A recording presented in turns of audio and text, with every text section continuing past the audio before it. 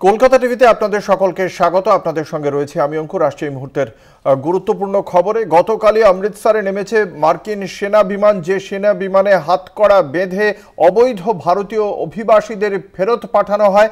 104 জন ভারতীয় অবৈধ অভিবাসীদের মার্কিন দেশ থেকে আমাদের দেশে ফেরত পাঠানো হয় গতকাল, এবং যেভাবে পাঠানো হয়েছে সেই পদ্ধতি নিয়ে সোচ্চার বিরোধীরা।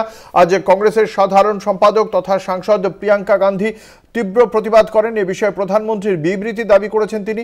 মানুষের মতো আচরণ করা হয়নি ওই যাত্রীদের সঙ্গে, এমনটাই সরাসরি অভিযোগ করেছেন প্রিয়াঙ্কা গান্ধী। আপনাদের জানিয়ে রাখি, 104 জন অবৈধ অভিবাসীদের নিয়ে C-17 বিমান গতকালই অমৃতসরে এসে নেমেছিল, যেখানে যাত্রীদের মধ্যে 33 জন গুজরাতি ছিলেন এবং বেশ কিছু স্ত্রী পুরুষ সকলকেই হাতকড়া বেঁধে পাঠানো হয়। কথা বলবো, আমাদের সঙ্গে রয়েছেন আমাদের পলিটিক্যাল এডিটর আশিস চট্টোপাধ্যায়। বিরোধীদের এই যে বক্তব্য, সেই বক্তব্য মানে শুধুমাত্র কি কংগ্রেসের, নাকি অন্যান্য বিরোধীরাও এই একই বিষয়ে সোচ্চার হয়েছে? আশিস দা, সংসদ জুড়ে বিরোধীরা সোচ্চার হয়েছে, কেননা যেভাবে তাদের পাঠানো হয়েছে, এক একজন বর্ণনা করেছেন যে আমাদের জীবনের নরক বাস হয়ে গেল, আমাদের জীবনের নরক বাস হয়ে গেল। 17-18 ঘন্টা, প্রায় 200 জন লোক, একটি মাত্র টয়লেট, বসবার জায়গা নেই, আমাদের জীবনে নরক বাস হয়ে গেল। এই কথা যারা নেমেছেন ওই প্লেন থেকে, অর্থাৎ মার্কিন দেশের সামরিক পণ্য পরিবহনের জন্য যে বিমান, সেই বিমানে করে যেভাবে কয়েদিদেরও এরকমভাবে পাঠানো হয় না, কয়েদিদেরও ফাঁসির আসামিকেও এর থেকে বেশি সম্মান জানানো হয়, যেভাবে পাঠানো হয়েছে। বিরোধীরা সোচ্চার হয়েছেন। বিরোধীরা এর আগেই সংসদের বাইরেও সোচ্চার হয়েছিলেন, কালকের থেকেই রাহুল গান্ধী এবং অন্য বিরোধী নেতারা সোচ্চার হচ্ছিলেন। আজকে প্রিয়াঙ্কা গান্ধী যখন বললেন যে এই ব্যাপারে প্রধানমন্ত্রীর বক্তব্য আমরা দাবি করছি, প্রধানমন্ত্রী কি বলছেন? এই চাপের কাছে কিন্তু ভারত সরকার ভেঙে পড়ল। এর আগে পর্যন্ত ভারত সরকার কিছু বলেনি, কিন্তু আজকে জয়শঙ্কর সংসদে যা বলেছেন, ভারতের বিদেশমন্ত্রী জয়শঙ্কর সংসদে যা বলেছেন, তাতে স্পষ্ট ভারত সরকার আগের থেকেই জানত। কেননা জয়শঙ্কর বলেছেন বেআইনি অভিবাসীদের কোনো দেশ ফেরত পাঠাতেই পারে। তার মানে জয়শঙ্কর মেনে নিচ্ছেন যারা আসছে তারা বেআইনি অভিবাসী ছিল মার্কিন যুক্তরাষ্ট্রে, অর্থাৎ তাদের নাম তালিকা এবং যে পদ্ধতিতে ফেরত পাঠানো হচ্ছে সেটা জয়শঙ্কর তথা ভারত সরকার জানত। কিন্তু এবং সে বিষয়ে ছবিও বেরিয়েছে, কীভাবে হাতকড়া পরে বিমানবন্দরে দাঁড়িয়ে আছে, পরপর যেন আন্দামানের কয়েদি পাঠানো হচ্ছে, সেই রকমভাবে তাদেরকে দাঁড় করিয়ে রাখা হয়েছে। একটি প্রতিবাদ করেনি ভারত সরকারের কেউ, না মন্ত্রী, না সচিব, না রাষ্ট্রদূত, কেউ কিছু বলেনি। আজকে যখন বিরোধীরা, বিশেষ করে প্রিয়াঙ্কা গান্ধী যখন প্রাইম মিনিস্টার, প্রধানমন্ত্রীর বক্তব্য দাবি করলেন, তখন সেই ওজনটা খুব বেড়ে গেল। আশিস দা, আপনি আমাদের সঙ্গে থাকুন। যে কথা বলছেন আমাদের পলিটিক্যাল এডিটর, সেই প্রিয়াঙ্কা গান্ধী, তিনি ঠিক কি বলেছেন আমরা একবার শোনাবো দর্শকদের।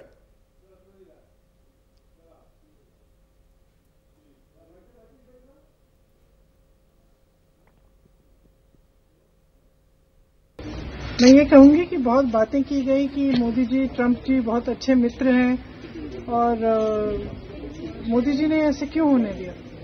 क्या हम अपना जहाज नहीं भेज सकते थे उनको लेने के लिए? इस तरह से क्या इंसानों के साथ बर्ताव किया जाता है कि उनको हथकड़ियां पहना के, बेड़ियां पहना के भेजा यहाँ पे?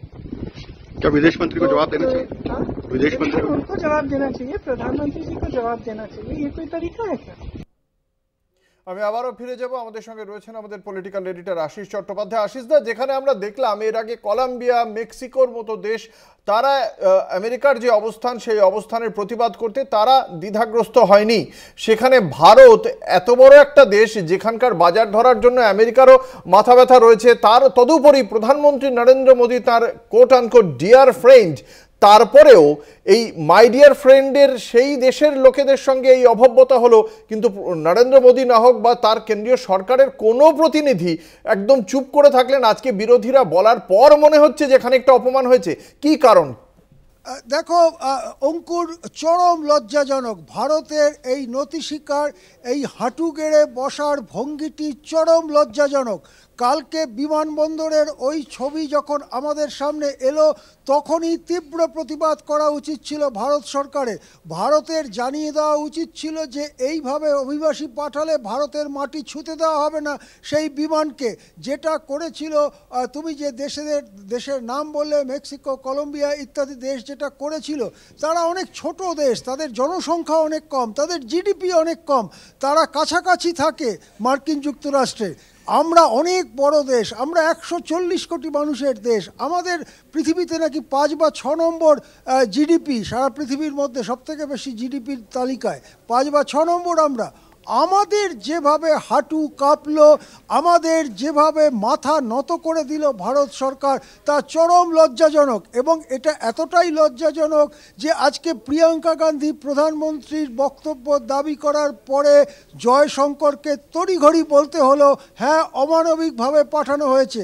সারা দেশ জুড়ে প্রতিক্রিয়া হচ্ছে। আমি বলছি যে এর একটা প্রতিক্রিয়া বিভিন্ন রাজনৈতিকভাবেও হবে, কেননা ভারতীয়দের হাত পা বেঁধে নাকি এরোপ্লেনের মধ্যে ফেলে রাখা হয়েছিল। যারা বেরিয়ে এসেছেন তারা নিজেরাই সে কথা বলছেন, জানাচ্ছেন, তারা বলেছেন আমাদের 24 ঘন্টার নরকবাস হয়ে গেল। এর রাজনৈতিক প্রতিক্রিয়া হবে। কিন্তু ওই যে নরেন্দ্র মোদী যাবেন ট্রাম্পের সঙ্গে সাক্ষাৎ করতে, ট্রাম্প দয়া করে তাকে 1 ঘন্টা সময় দিয়েছেন কথা বলার জন্য। 1 ঘন্টাও কথা বলবেন কিনা সন্দেহ, কেননা শপথ গ্রহণের সময় পাশ আনতে খুব চেষ্টা করেছিলেন কিন্তু টিকিট পাননি, তাই যেতে পারেননি। সেই জন্যে ট্রাম্পের কাছে ভালো ছেলে হবার জন্যে মার্কিন পণ্যের ওপরে শুল্ক প্রত্যাহার থেকে শুরু করে অবৈধ অভিবাসীদের ওপরে অমানবিক নরক যন্ত্রণা দেওয়ার পরে ভারত সরকার চুপ করেছিল। এটা আমাদের কাছে জাতীয় লজ্জার বিষয় বলে আমরা মনে করি। অঙ্কুর, একেবারে আশিসদা, আপনি আমাদের সঙ্গে থাকুন। আপনাদের জানিয়ে রাখি, আজ বিরোধীদের একটানা তোপের মুখে শেষ পর্যন্ত কেন্দ্রীয় সরকারের পক্ষ থেকে কার্যত মেনে নেওয়া হলো। সংসদে এই বক্তব্য রাখলেন বিদেশমন্ত্রী এস জয়শঙ্কর। তিনি জানালেন যে ভারতের যে মনোভাব, ভারত এই বিষয়টিকে ভালো চোখে দেখছে না, সেটা ওয়াশিংটনকে জানানো হবে।